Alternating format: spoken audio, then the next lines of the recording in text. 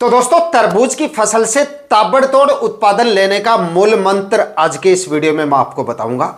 5 बिंदुओं पे आज के इस वीडियो में हम बात करेंगे और इन 5 बिंदुओं पे अगर आपने काम कर लिया तो तरबूज की फसल से जबरदस्त उत्पादन लेने से आपको कोई भी नहीं रोक पाएगा। इतना शानदार उत्पादन मिलेगा और इतनी शानदार उत्पादन की क्वालिटी मिलेगी। और इनमें से 1-2 बिंदु ऐसे भी हैं जिनको अगर आपने नजरअंदाज किया तो यकीन मानिए, भले ही आपने कितने भी खाद उर्वरक डाले हो, कितने भी स्प्रे लिए हो, उत्पादन आपको उतना अच्छा नहीं मिलेगा जितना अच्छा मिलना चाहिए। काफी महत्वपूर्ण पॉइंटों पे आज के इस वीडियो में हम बात करने वाले हैं, इसलिए वीडियो पे लास्ट तक बने रहना है। और वीडियो अगर पसंद आए तो लाइक जरूर कर दीजिएगा। जो किसान भाई चैनल पे नए हैं वो चैनल भी सब्सक्राइब कर दीजिएगा ताकि खेतीबाड़ी से रिलेटेड वीडियो आपको समय समय पे मिलते रहे। नमस्कार दोस्तों, मेरा नाम है सुरेश और आप देख रहे हैं खेत किसान झुंझुनू। तो दोस्तों, तरबूज की फसल से जोरदार उत्पादन लेने के लिए जिन 5 पॉइंट्स पे हम बात करने वाले हैं उनमें से नंबर 1 पर, यानी कि जो पहला पॉइंट है वो है भूमि का सिलेक्शन। अगर आपने तरबूज की बुआई से पहले जमीन का सिलेक्शन, अगर भूमि का सिलेक्शन सही नहीं है आपका, अगर तरबूज के लिए उपयुक्त भूमि नहीं है, बावजूद इसके अगर आप उस भूमि में तरबूज लगा रहे हो तो भले ही आप चाहे कितने भी खाद उर्वरक डाल दीजिए, कितने भी फर्टिगेशन कर लीजिए, उत्पादन आपको उतना अच्छा नहीं मिलेगा जितना अच्छा तरबूज की फसल से मिलना चाहिए। तो भूमि आपकी कैसी होनी चाहिए? तरबूज की फसल से सबसे अच्छा उत्पादन लेने के लिए हल्की मिट्टी, हल्की दोमट मिट्टी और दोमट मिट्टी इसकी खेती के लिए सर्वश्रेष्ठ होती है। यानी कि ऐसी मिट्टी होनी चाहिए जिसमें डाले जाने वाले खाद उर्वरकों को प्लांट जो है आपका आसानी से उठा सके। यानी कि हल्की मिट्टी जो होती है वो इसके लिए सबसे ज्यादा सर्वश्रेष्ठ होती है। उसके बाद में पीली मिट्टी में भी आप इसकी खेती कर सकते हैं, लाल मिट्टी में भी आप इसकी खेती कर सकते हैं और हल्की काली मिट्टी जो होती है वो भी इसके लिए चल जाती है। लेकिन काली मिट्टी और जो भारी मिट्टी आती है, जो चिकनी मिट्टी होती है, उसमें अगर आप इसकी खेती करते हैं तो आपको उतना अच्छा उत्पादन नहीं मिलेगा जितना अच्छा मिलना चाहिए।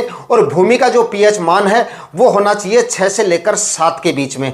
6 से 7 के बीच में अगर भूमि का पीएच मान है तो तरबूज की फसल आपको जोरदार उत्पादन देके जा सकती है।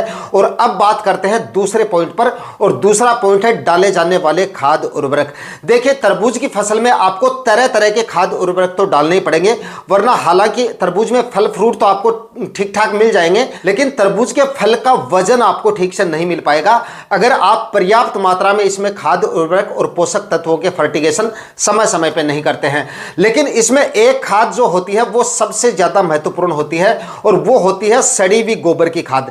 अगर तरबूज की फसल में काफी किसान भाई मेरे पास, क्योंकि इस पॉइंट को मैं यहां पे इसलिए ले रहा हूं, काफी किसान भाई मेरे पास कमेंट करके पूछते हैं और काफी किसान भाई ऐसा करते भी हैं कि गोबर की खाद हमारे पास नहीं है तो हम बेसल डोज में जो है रासायनिक खाद उर्वरक बढ़ा के ले लेंगे या उसके बाद में फर्टिगेशन थोड़े 1-2 एक्स्ट्रा कर देंगे तो मैनेज हो जाएगा। भाई, अगर आप तरबूज की बुआई से पहले सड़ी हुई गोबर की खाद अच्छी मात्रा में नहीं डाल रहे हो या बिल्कुल नहीं डाल रहे हो तो आप चाहे कितने भी खाद उर्वरक डाल दीजिए, उत्पादन आपको उतना अच्छा नहीं मिलेगा। ना ही तो फल की क्वालिटी मिलेगी, ना ही फल फूट आपको अच्छे मिलेंगे और ना ही आपको फल का अच्छा वजन मिलेगा। और तरबूज के फल का वजन अगर अच्छा नहीं मिलेगा तो उत्पादन भी डाउन होगा और मंडी भाव भी आपको डाउन ही मिलेंगे, क्योंकि तरबूज के फलों के मंडी भाव सबसे ज्यादा उन्हीं के मिलते हैं जिनके फलों की साइज अच्छी होती है, जिनका वजन अच्छा होता है, उनके मंडी भाव सबसे ज्यादा मिलते हैं। तो अगर आप सड़ी हुई गोबर की खाद नहीं डालेंगे तब भी आपका उत्पादन जो है वो काफी डाउन रह सकता है। तो 1 एकड़ में कम से कम 5 से 6 ट्राली, 6 भी नहीं डाल रहे हैं तो 5 ट्राली तो कम से कम आपको डालनी है 1 एकड़ में। अगर 6-7 ट्राली डाल देते हैं तब तो आपको और भी अच्छा उत्पादन मिल जाएगा। ये जो खाद उर्वरक बताया मैंने, कम से कम आपको बताया 5 से 6 ट्राली तो आपको डालनी ही डालनी है।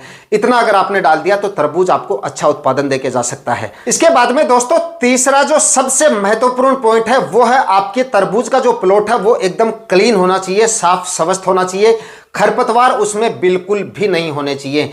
बाकी सब्जियों में भी आप देखते होंगे कि खरपतवार काफी ज्यादा नुकसान करता है, लेकिन तरबूज की फसल में इसके वजह से काफी ज्यादा नुकसान हो जाता है और इसका नतीजा आपको तब देखने को मिलता है जब आपकी तरबूज की फसल फल फ्रूट की अवस्था में आती है। इसकी वजह से भी आपके तरबूज की फसल में काफी ज्यादा नुकसान देखा जाता है। तो घास का जो है नियंत्रण आपको काफी ज्यादा रखना है। खरपतवार मतलब आपके प्लॉट में बिल्कुल भी नहीं होना चाहिए, मतलब ना के बराबर खरपतवार होगा, तभी आपको तरबूज की फसल अच्छा उत्पादन देके जाएगी। इसके बाद में अगले जो 2 पॉइंट है वो सबसे ज्यादा महत्वपूर्ण है। चौथा जो पॉइंट है वो है फर्टिगेशन शेड्यूल। अगर आपका फर्टिगेशन शेड्यूल सही नहीं है तब भी आपको तरबूज अच्छा उत्पादन नहीं देके जाएगा। भले ही आपने खाद उर्वरक बेसल डोज के रूप में कितनी भी ज्यादा डाली हो, कितना भी आपने गोबर का खाद डाल दिया होगा, कितने भी आपने रासायनिक खाद उर्वरकों के बेसल डोज ले लिए होंगे, लेकिन अगर आप समय समय पे एनपीके खादों के फर्टिगेशन, कैल्शियम नाइट्रेट, बोरोन और माइक्रोन्यूट्रिएंट्स और भी होते हैं, ये सारे फर्टिगेशन आप अगर तरबूज की सही अवस्था के हिसाब से सही समय पर सही फर्टिगेशन अगर आप नहीं लेंगे तब भी आपको तरबूज की फसल से अच्छा उत्पादन नहीं मिल पाएगा। तो तरबूज की फसल से जबरदस्त उत्पादन लेने के लिए फर्टिगेशन भी काफी ज्यादा मायने रखते हैं और फर्टिगेशन के 2-3 वीडियो हमने डाल रखे हैं, लास्ट ईयर का भी डाला हुआ है। अगर आप तरबूज वाटरमेलन फर्टिगेशन के नाम से सर्च करेंगे तो आपको मिल जाएगा। बाकी समय समय पे आपको तरबूज की फसल के बारे में हर अवस्था पे होने वाले फर्टिगेशन आपको इस चैनल पे मिलते रहेंगे। दोस्तों अब बात कर लेते हैं सबसे आखिरी और 5वें पॉइंट पर, और इसको आप थोड़ा सा ध्यान से समझ लेना, क्योंकि तरबूज की फसल में सबसे ज्यादा खराबा इसी की वजह से होता है, इसी रोग की वजह से होता है, इसी बीमारी की वजह से होता है, और इसकी वजह से आपका जो उत्पादन है वो 60-70% तक भी डाउन आ जाता है, इतना ज्यादा नुकसान होता है। और यह है फ्रूट फ्लाई का अटैक। अगर आपकी तरबूज की फसल में फ्रूट फ्लाई का अटैक हो जाता है, और ये तो होता है, मतलब तरबूज की फसल में फ्रूट फ्लाई का अटैक होगा ही होगा, चाहे आपने शुरुआत में प्रिवेंटिव में कितने ही स्प्रे ले लिए हों, चाहे आपने कितने ही फ्रूट फ्लाई ट्रैप लगा लिए हों, फिर भी आपकी तरबूज की फसल में अगर आपने सावधानियां नहीं रखी तो तरबूज की फसल में फ्रूट फ्लाई का अटैक आपको देखने को मिलेगा। और समय रहते अगर आप इसका कंट्रोल नहीं करेंगे तो सबसे ज्यादा खराबा आपकी तरबूज की फसल में इसी वजह से होता है। 60-70% तक आपका उत्पादन डाउन हो जाता है, या अगर आप ज्यादा कंट्रोल नहीं करते हैं इसका तो इससे ज्यादा डाउन भी हो जाता है आपका उत्पादन। तो और ये जो अटैक होता है, फ्रूट फ्लाई का जो अटैक होता है, ये फ्रूटिंग अवस्था से ही शुरू हो जाता है। जैसे ही आपकी तरबूज की फसल फ्रूटिंग अवस्था में आती है, उसी दिन से लेकर जब तक आपकी तरबूज की फसल में फ्रूट सेट होते रहते हैं, तब तक ये फ्रूट फ्लाई आपकी तरबूज की फसल में नुकसान करती रहती है। और अगर आपकी तरबूज की फसल में खरपतवार वगैरह ज्यादा होंगे तब तो आप चाहे कितने ही स्प्रे लेते रहें, तरबूज की फसल से फ्रूट फ्लाई को पूरी तरह से कंट्रोल आप नहीं कर पाएंगे।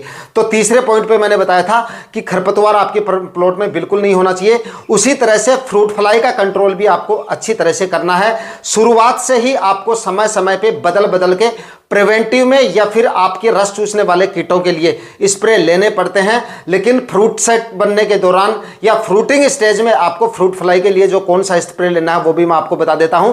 लेकिन शुरुआत से ही जैसे ही अब टेम्परेचर बढ़ने शुरू होंगे या वातावरण में थोड़ा सा क्लाइमेट में चेंज आएगा, उसी समय से सबसे पहला जो अटैक होता है तरबूज की फसल में वो होता है माहू का अटैक, और उसी के साथ साथ उसके बाद में भी रस चूसने वाले कीटों के जो अटैक हैं वो आपकी तरबूज की फसल में चलते रहते हैं। इसलिए 8-10 दिन के अंतराल से आप तरबूज की फसल में समय समय पे बदल बदल के इंसेक्टिसाइड का इस्तेमाल करते रहें। और जैसे ही आपकी तरबूज की फसल फ्रूटिंग स्टेज में आती है, उस समय पे फ्रूट फ्लाई के लिए तो आप सबसे ज्यादा इसमें फ्रूट फ्लाई ट्रैप पे ध्यान दीजिए।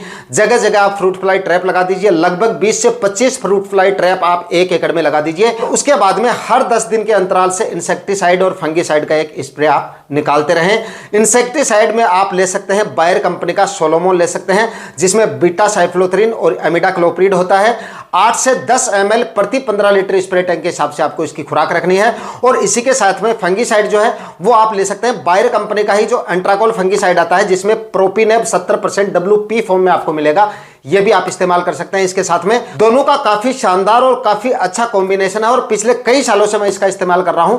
फ्रूट फ्लाई को काफी अच्छे ढंग से ये कंट्रोल कर लेता है, और आपकी तरबूज की फसल से काफी शानदार आपको इससे उत्पादन मिल जाता है। नुकसान आपको कम से कम देखने को मिलेगा। यानी कि मैंने जो 5 बिंदु इस वीडियो में बताए हैं, पांचों ऐसे बिंदु हैं जिन पे अगर आपने ढंग से काम कर लिया तो तरबूज की फसल से ताबड़तोड़ उत्पादन लेने से आपको कोई नहीं रोक पाएगा। इतने जबरदस्त आपको तरबूज की फसल से उत्पादन मिल जाएगा।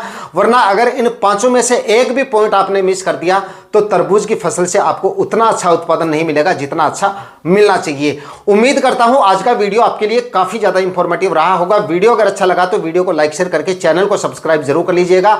मैं मिलता हूं किसी और वीडियो में नए टॉपिक के साथ, तब तक के लिए जय हिंद, वंदे मातरम।